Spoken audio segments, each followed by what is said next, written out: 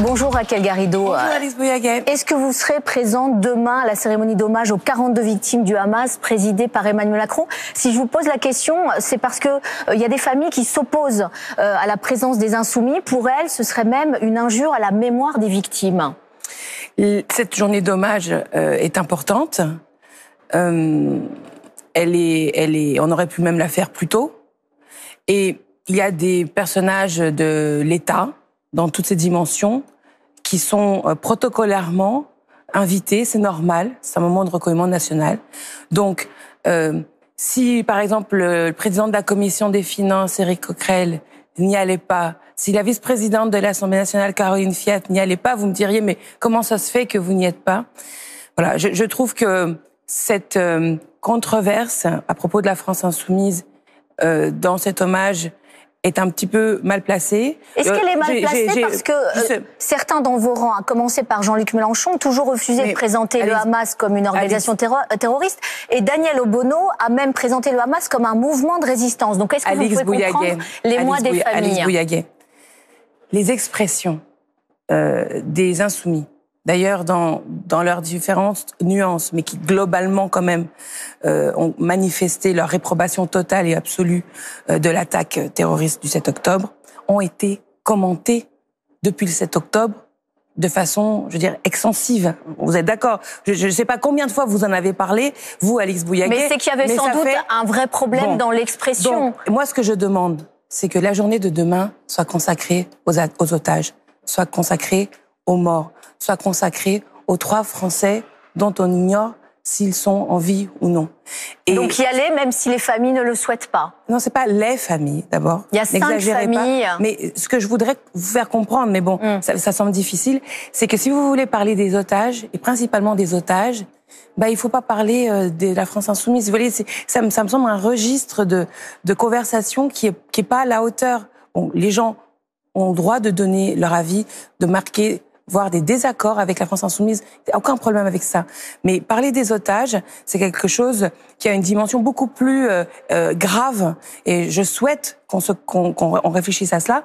Et j'ajoute que j'attends du président de la République qu'il ait une politique qui concourt à la possibilité de ramener vivants les otages français. Et ça n'est pas, pardonnez-moi, ça n'est pas évident parce que vous voyez actuellement en Israël, les familles d'otages sont dans un rapport très revendicatif à l'égard de Netanyahou parce qu'ils considèrent que les bombardements remettent en cause la vie des otages. Des victimes. Et moi, je vous parle des otages et des victimes. Exactement. Voilà. Exactement. Des victimes, les 42 victimes françaises. Pardon. La question de la survie des otages, la question de savoir si les bombardements par Netanyahou de Gaza mettent en cause la possibilité de survie des otages est un vrai sujet. Oui, mais Emmanuel Macron avait un levier vis-à-vis des Netanyahou. Qui est en ce moment en Israël, a effectivement demandé à Benjamin Netanyahou, le Premier ministre, de ne procéder à aucun déplacement forcé, ni en dehors de Gaza, ni en dehors de Cisjordanie. Et il appelle lui aussi un cessez-le-feu. Là, je parle de la possibilité de survie des otages. Je veux qu'on parle des otages. Je trouve qu'on n'a pas assez parlé des otages. Mais moi, je vous parle là, parce que pour que les otages, pour que les otages survivent, il faut un cessez-le-feu. Il faut arrêter de tapisser Gaza de bombardements.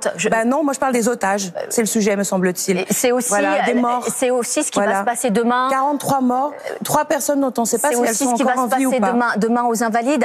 Un dernier point là-dessus. Prisca Thévenot, la porte-parole du gouvernement, elle demande notamment à Mathilde Panot, donc la patronne du groupe à l'Assemblée des Insoumis, de laisser ce moment d'hommage solennel. En clair, de ne pas venir. Ouais, ça c'est vraiment bon que vous voulez que je vous dise, c'est dignitas et gravitas, voilà. Alors Madame Prisca Thévenot peut-être n'a pas compris le fonctionnement de nos institutions, voilà. Et moi moi j'en prends la pleine mesure et je suis tout à fait reconnaissante à mes collègues qui sont dans des fonctions institutionnelles de participer avec beaucoup de solennité à ces moments-là parce qu'il y a des moments. Il y a un temps pour tout. Il y a un temps pour le recueillement, il y a un temps pour la polémique, et je demande à l'Élysée de bien vouloir le comprendre. Et j'écouterai attentivement ce que dira le président Macron demain et comment sa position permet de garder espoir sur la libération des otages, s'ils sont toutefois encore en vie. L'Élysée envisage aussi un temps mémoriel pour les victimes françaises des bombardements à Gaza. Est-ce que vous saluez cette initiative d'Emmanuel Macron? Oui, c'était d'ailleurs une proposition de la France insoumise et je suis heureuse qu'elle ait été retenue. Vous voyez, par rapport à des choses graves comme celle-ci, des fois il faut sortir de la polémique politicienne. Une délégation, un dernier mot sur ce sujet, une délégation de parlementaires de gauche avec à sa tête Éric Coquerel, effectivement le patron insoumis de la Commission des Finances, sont rendus ce week-end à Rafah, donc à la frontière entre l'Égypte et Gaza. Ils sont pas allés en Israël. Pourquoi ? D'abord, énormément de parlementaires français sont allés en Israël. Là, il s'agissait de la première délégation mondiale depuis le 7 octobre et depuis la vengeance aveugle contre Gaza. Ça manquait. Parce que c'est important, cette reconnaissance mondiale de la nécessité d'un cessez-le-feu qui soit immédiat, qui soit pérenne. Donc il n'y avait pas une volonté de court-circuiter Israël, de ne pas rencontrer des autorités locales ? Ah bah pas du tout, pas du tout. Vous savez, il y a en Israël un camp de la paix, des gens qui se battent, que ce soit des familles des otages, que ce soit des militants de la gauche ou de la paix.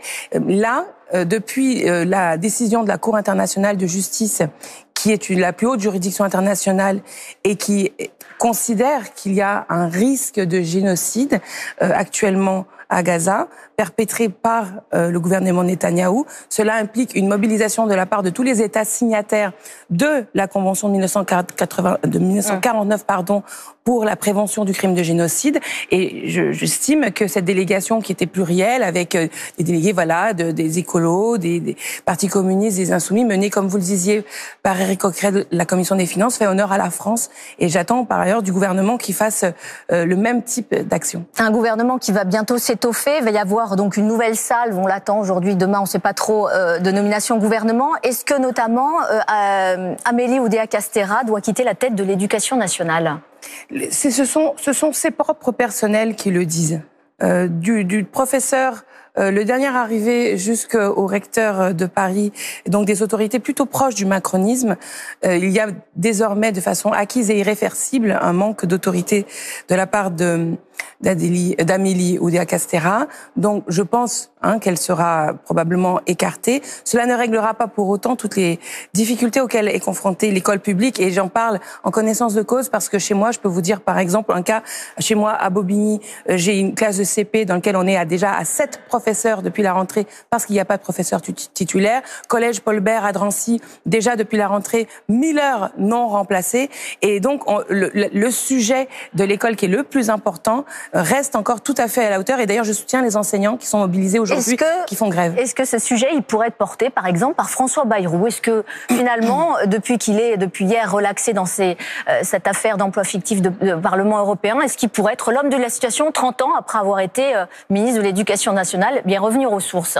Ça va me rappeler ma jeunesse. Quand j'étais jeune militante, une des manifestations qui m'avait le plus marquée, c'était la manifestation du 15 janvier 1994. Il y avait eu 1 million de personnes. Il était ministre de l'Éducation nationale. Et c'était lui le ministre. Et on avait déjà à l'époque ces discussions sur la part de l'école privée et le financement d'écoles privées sur deniers publics. L'école privée, dans le budget 2024, c'est 9 milliards d'euros. C'est énorme, la progression continue. Et donc, bon, vous dites quoi, que c'est pas un bon profil pour ce poste-là ? De toute façon, à partir du moment où on est dans une logique macronienne de valoriser en fait le business de l'école plutôt que le droit à l'école publique gratuite, laïque, obligatoire, de qualité, on est dans le même type de souci. Mais je voudrais quand même dire quelque chose qui m'étonne beaucoup depuis hier, cette décision de justice à l'égard du MoDem, c'est qu'il y a eu quand même 8 condamnations. Une relaxe, et j'allume la télévision, j'ai l'impression qu'il y a eu qu'une relaxe. Non, quand même, il y a eu 8 condamnations. Vous-même. Et attendez, et dans la décision concernant monsieur Bayrou, il est quand même écrit noir sur blanc que le tribunal considère qu'il est probable qu'il était au courant, qu'il fut au courant de tous les agissements de tous ses collègues qui, eux, ont été condamnés, mais que le doute bénéficie à l'accusé. Et ça n'est qu'à ce titre qu'il a été relaxé. Vous-même, les Insoumis, vous êtes concernés aussi par une enquête en cours sur des soupçons d'emploi fictif d'assistants au Parlement européen. 20 personnes sont concernées, dont Jean-Luc Mélenchon. Les Insoumis, comme tous les autres personnes qui ont une certaine éthique de la fonction gouvernante rendent compte de leurs actions, rendent compte de leur mandat devant les institutions appropriées. Non, mais donc que ce soit la justice, quand c'est la justice. Vous subissez. Oui, mais Jean-Luc Mélenchon, il parle d'un procès politique. Alors, est-ce que François Bayrou, c'était aussi un procès politique? Est-ce que Marine Le Pen, c'est aussi un procès politique? Parce qu'elle aussi, elle est intéressée dans ce type d'affaires. Je ne crois pas à cela. Je pense que en tant qu'élu, en tant que responsable politique, notre devoir, c'est la transparence, c'est le rendu de comptes, et donc les gens doivent rendre des comptes dans les instances. Voilà, c'est tout. Donc et assumer aussi cette procédure. Bien entendu. Merci beaucoup Raquel Garrido. Bonne journée à vous. Merci, au revoir.